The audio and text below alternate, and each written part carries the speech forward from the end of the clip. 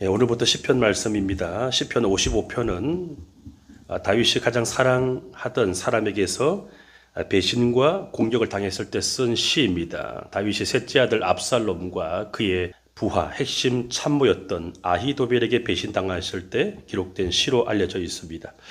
학자들은 시편 55편에 나타난 다윗의 이 배신 경험을 아히도벨의 배신으로 보는 견해가 더 큽니다. 다윗의 심정이 4절에 잘 표현되어 있습니다. 내 마음이 내 속에서 심히 아파하며 사망의 위험이 내게 이르렀도다.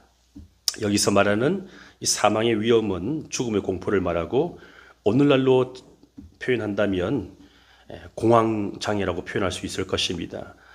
다윗이 아들 압살롬이 반역했을 때 아히도벨이 다윗을 따르지 않고 아들 압살롬 편에 서서 배신하였을 때 그 마음이 너무나 아팠고 죽음의 공포를 느꼈다고 기록하고 있습니다. 이 아히도벨은 다윗의 핵심 참모였을 뿐만 아니라 친구였고 또 좋은 자, 상담자였습니다.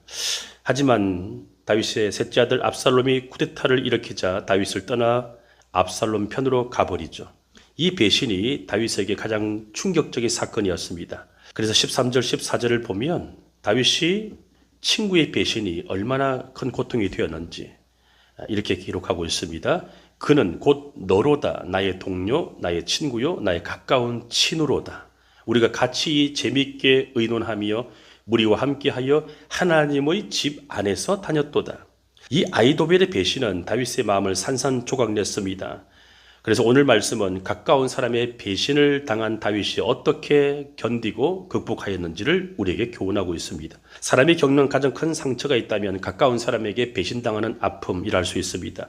멀리서 날아온 화살보다 가까운 사람의 칼이 훨씬 더 아프고 고통스럽습니다.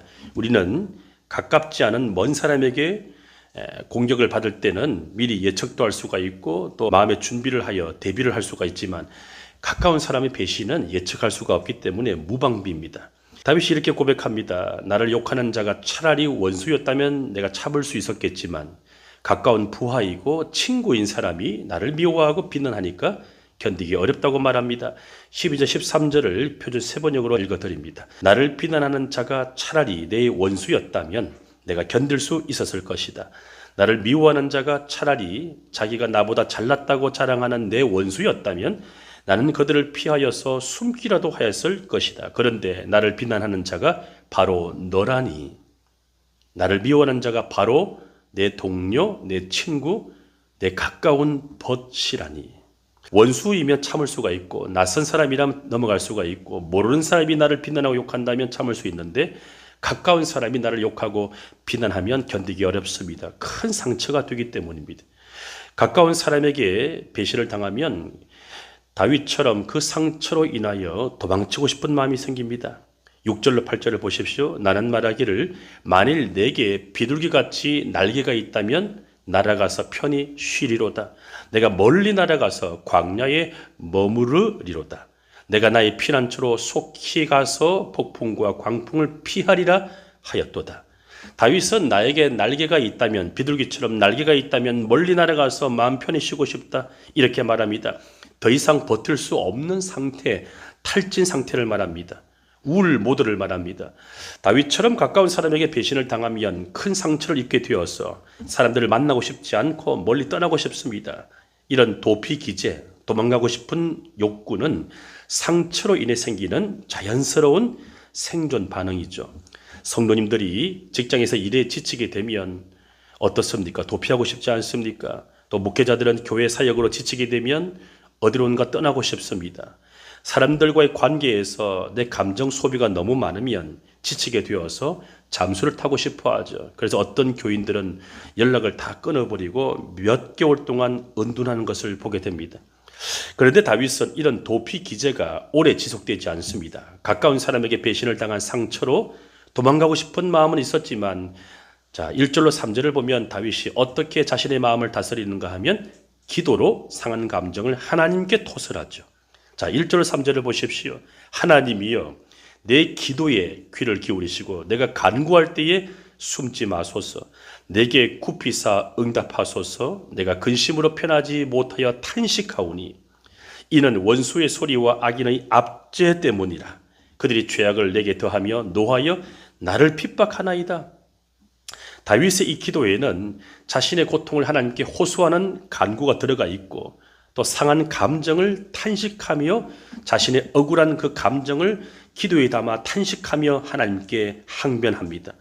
다윗은 상처 입은 자신의 이 실존을, 상한 감정의 실존을 다른 사람에게 투사하거나 화풀이하지 않고 하나님께 감정 기도를 함으로 말미암아 회복을 향하여 나아갑니다.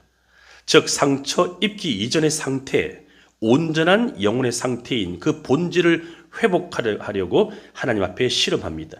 사람이 상처를 받으면 상처로 실험하고 있는 연약한 내 실존을 직면하게 됩니다. 내가 지금 고통받고 있구나. 내 마음이 상하였구나. 다윗은 이때 이 실존을 정직하게 직면하고 본질, 즉 상처 입기 이전의 상태, 온전한 영혼의 상태로 회복하기 위해 어떻게 합니까? 기도하죠. 상처로 인해 괴로워하는 이 실존을 상처 이전의 온전한 상태로 본질로 돌아가려면 사람들의 위로가 충분하지 않습니다. 왜냐하면 나를 위로해 주려고 하는 그 사람도 상처투성이기 때문에 그렇습니다. 그래서 우리는 상처로 인하여 훼손된 본질, 즉 상처로 인하여 실험하고 있는 나의 실존을 정직하게 하나님께 고백하며 상처 입은 내 마음을 인정하고 영혼의 본질을 회복하기 위해 하나님 앞에 실험해야 됩니다. 이것이 신자들이 살아가는 방법이에요. 그래서 다윗은 가까운 사람에게 배신당한 극도로 아픈 마음, 이 고통을 극복하기 위해서 기도에 집중합니다. 17절을 보면 다니엘처럼 하루에 3번씩 기도합니다. 저녁과 아침과 정오에 내가 근심하여 탄식하리니 여호와께서 내 소리를 들으시리로다. 다윗은 하루에 3번씩 기도하면서 자신의 모든 상한 감정을 숨김없이 하나님께 쏟아냅니다. 하나님 앞에서 감정을 억누르지 않습니다. 상처받은 마음을 사람에게 쏟아부어서 잠시 위로받을 수 있을지는 모르지만 근본적인 해소는 되지 않습니다. 그리고 사람들의 위로는 중독이 됩니다. 조금 지나면 약 기운이 떨어지듯이 또다시 위로제가 필요하죠. 그래서 상한 감정은 나를 지으시고 만드신 창조주 하나님께 토설하는 감정 기도를 통하여 하나님으로부터 훼손된 영혼의 본질을 다시 하나님이 복원시켜 주셔야 됩니다. 이때의 기도는 토설 기도라고 하고 감정 기도라고 하죠. 시편을 보면 다윗의 감정 기도, 토설 기도가 가득합니다. 솔직한 감정을 사람이 아닌 하나님께 낱낱이 다 터뜨리며 호소한 것입니다. 많은 성도님들이 상처를 받아서 어두워진 마음을 죄로 오해하고 숨깁니다. 그래서 들키지 않으려고 겉으로 밝은 표정을 지으며 괜찮은 듯 살아갑니다. 하지만 속은 어떻습니까? 병들어 있고 엉망진창입니다. 상처받아서 우울한 마음, 어두워진 마음이 죄가 아닙니다. 어두운 마음을 숨기는 것이 죄입니다. 하나님 앞에서도 토설하지 않고 감추고 있는 불신앙이 죄입니다. 우리는 인간이기 때문에 누구든지 상처받을 수가 있고 우울할 수가 있고 마음이 어두울 수가 있습니다. 그런데 그것을 세상의 방법으로 해결하려고 하거나 감추고 숨기는 것이 죄가 됨을 기억해야 됩니다. 그래서 교회를 다니는 사람들 중에 오히려 더 죄인들이 많습니다. 하나님 편에서 보면 그렇습니다. 겉으로는 종교생활을 하니까 나는 죄를 덜 짓는 것이다라고 스스로 만족하며 위로할지는 모르지만 내면적으로는 더 많은 죄를 짓고 살아갑니다. 감추고 숨기니까 그렇죠. 세상 사람들은 어떻습니까? 술 한잔 마시면서 다 털어버리고 미워하지 않고 살아가는데 교회 다니는 사람들은 어떻습니까? 감정이 한번 틀어지면 한평생 원수가 됩니다. 차라리 그럴 바에는 술 한잔 마시며 화해하는 것이 낫습니다. 술 한잔 하면서 감정을 끄집어내기가 불편하다면 다윗처럼 하나님께 상한 감정을 다 토설하십시오. 내 억울함을 그대로 말하고 분노를 숨기지 않고 상처를 있는 그대로 끄집어내십시오. 그렇게 하지 못하는 것은 나에게 상처를 준 그 사람을 향한 적개심이 아직 살아있기 때문이고 또한 용서하지 못하는 완고함 때문에 하나님 앞에 상한 감정을 토설하지 않는 것임을 우리는 기억해야 됩니다. 다윗이 자신의 상한 감정을 정직하게 하나님께 토설하자 하나님이 개입하십니다. 18절 19절을 보십시오. 나를 대적하는 자가 많더니 나를 치는 전쟁에서 그가 내 생명을 구원하사 평안하게 하셨도다. 옛부터 계시는 하나님이 내 기도를 들으시고 그 원수들을 나에게 고통을 준 그 사람, 압살롬과 아히도벨을 말하겠죠. 그들을 하나님이 낮추시리이다. 그들은 변하지 아니하며 하나님을 경외하지 아니함이니이다. 자, 다윗의 상한 감정을 사람에게 토설하지 않고 하나님께 토설하자 하나님이 개입하십니다. 어떻게 개입하십니까? 먼저 다윗의 마음을 평안하게 만드시고 나중에는 다윗이 기도한 것처럼 그들을 낮추십니다. 이 순서가 중요합니다. 다윗은 하나님이 자신을 배신한 사람을 심판하신다고 말하지 않습니다. 먼저 하나님이 자신의 영혼을 평안하게 하신다고 말하죠. 이 순서가 중요합니다. 나에게 상처를 준 사람의 심판이 먼저가 아닙니다. 내 영혼의 평안이 먼저입니다. 나에게 죄를 지은 사람의 심판은 하나님의 주권 속에 맡겨야 됩니다.